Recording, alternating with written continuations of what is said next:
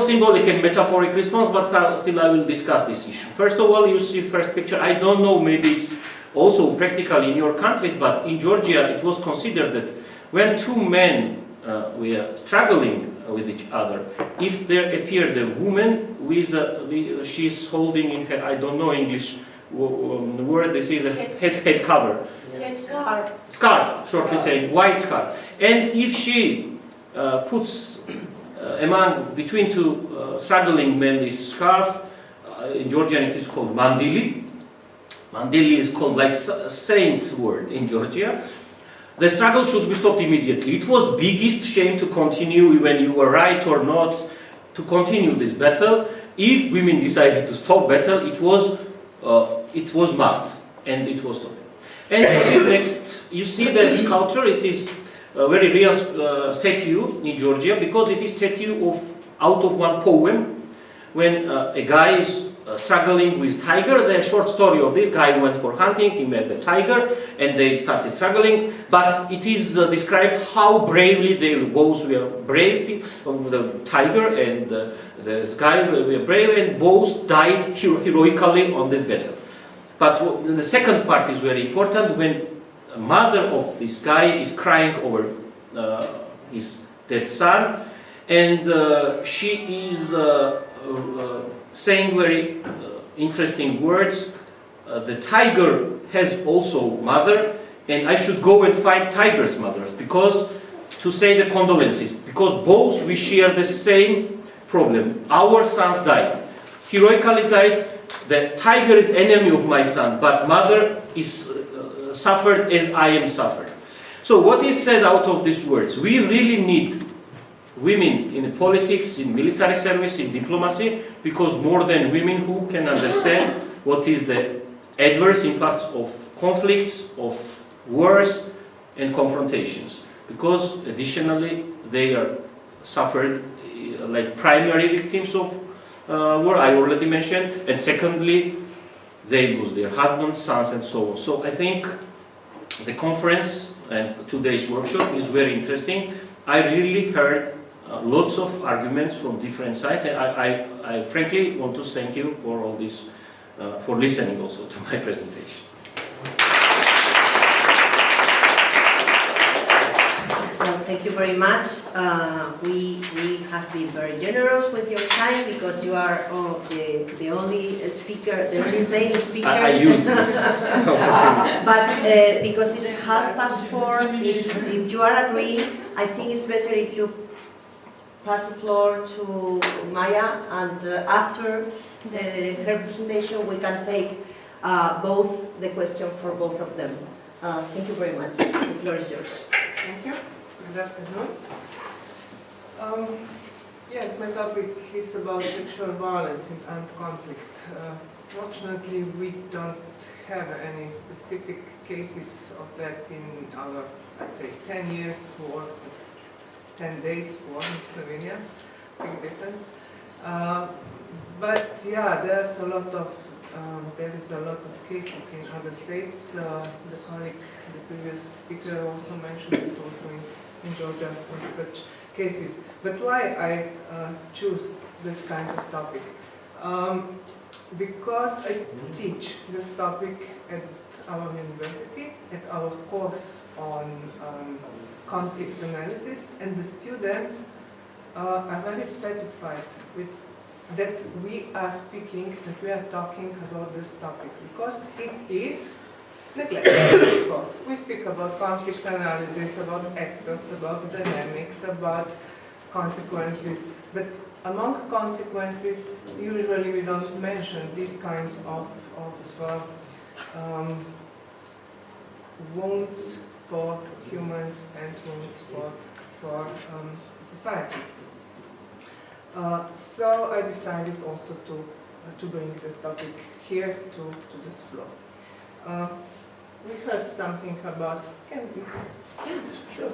Thank you.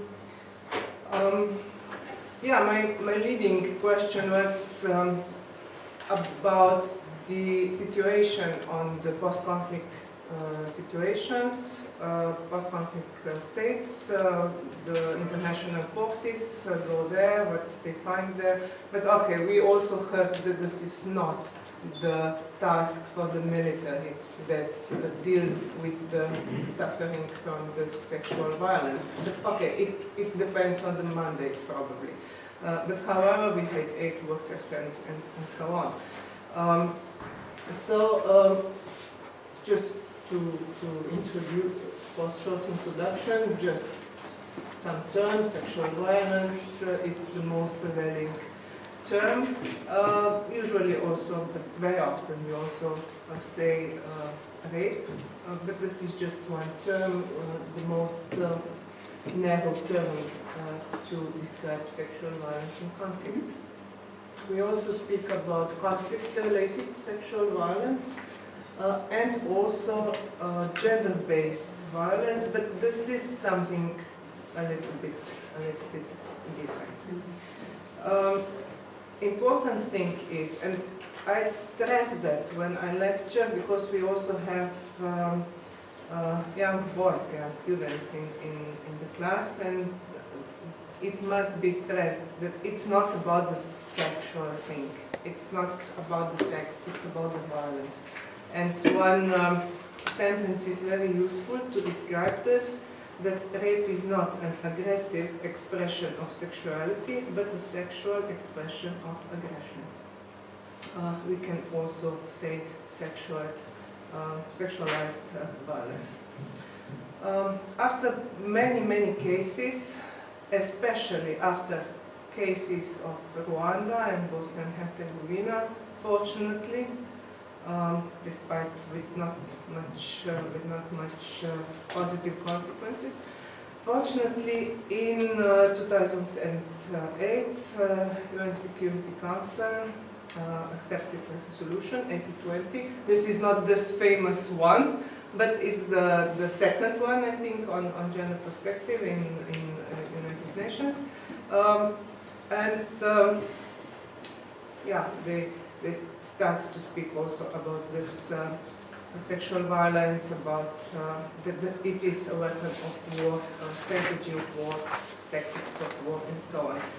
The problem is that when I was preparing for this session, I went through all the resolutions on gender issues, and all of them started with the following.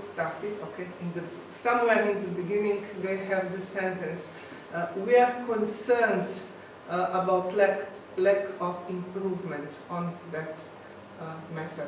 So we can be concerned.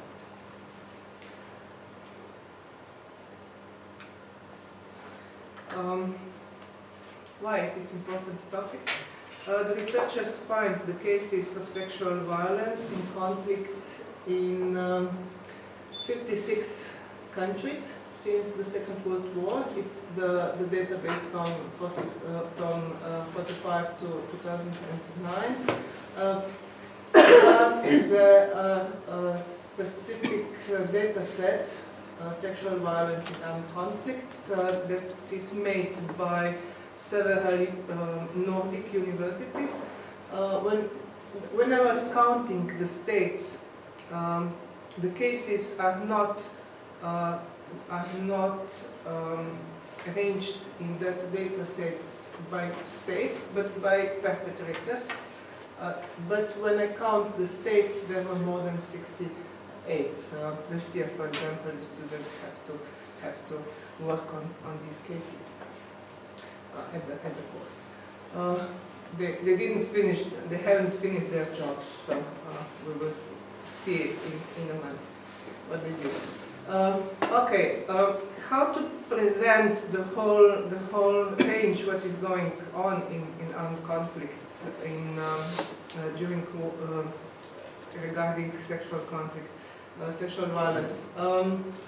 There's a typology made by colleagues in Bonn International Center for Conversion, and it is a typology, but it's very useful. You can see what kind of crimes actually are done, what kind of impossible imagination some have how to torture women and men in war. So the first type is rape by ally. So if the members of armed groups or armed forces during the population, among the population that actually supports them, they also have those women and girls there. Yeah, it happens, but of course it is not very well accepted by the military authorities because it's not good for the military, for the acceptance of the military by the population. But it happens, of course. Then sexual slavery, a lot of subtypes. The characteristic is put women, mostly women, girls on a centralized location, or sometimes have them at home, and to have them not for the sex, but have them also to cook, to clean, be wives, be housewives, something like that. The problem in this kind of sexual violence is that often the family, when they come home, or when they live at home, the family don't believe that that they were kidnapped, that they were taken by force. They somehow assume that maybe they go by themselves with those men, with those combatants, and after the war it is problematic for them to be accepted again in the community. Then the next type, rape as a military strategy. This is particularly the content of this resolution. This is one of the most horrible things, I think, of the most horrible things in the armed conflict. When the rapes are systematic, ordered by military authorities, continuing all the time with a specific goal, rewarded, and so on. We also have the authors of this technology, they also put the subtype of forced incest in this kind of type. You can probably imagine what this forced incest is. Then the fourth type, rape by a neighbor. It's a problematic because the victim and the perpetrator, they know each other. They live together in the past, and in the future probably they will also live together. Now, what to do with that? That's why it's a problematic one. I know we have cases with that not so far from here. Then rape crimes. I actually couldn't believe when I read about this. Also some movies, some documentaries, not documentaries, movies about this. So put women into a special camp in hotels, in spas, in barracks, just for raping them all the time, every day, to humiliate them, to show them that they are not, and of course to maybe that they get pregnant and have babies that are foreign blood, let's say so. Then rape in detention, something not similar but also put women and men into special location, special camps, just because they are enemies, but rapes are being perpetrated there also, and men can be also victims in such occasions. Opportunistic rape, that's something that happens from time to time with no special order, with no special intention. individual or because of some gang thing. The problem is that especially when young boys are part of this gang rapes, they can be socialized in that manner that it is normal to go around, take women, rape her, and after the war they live in such kind of thinking.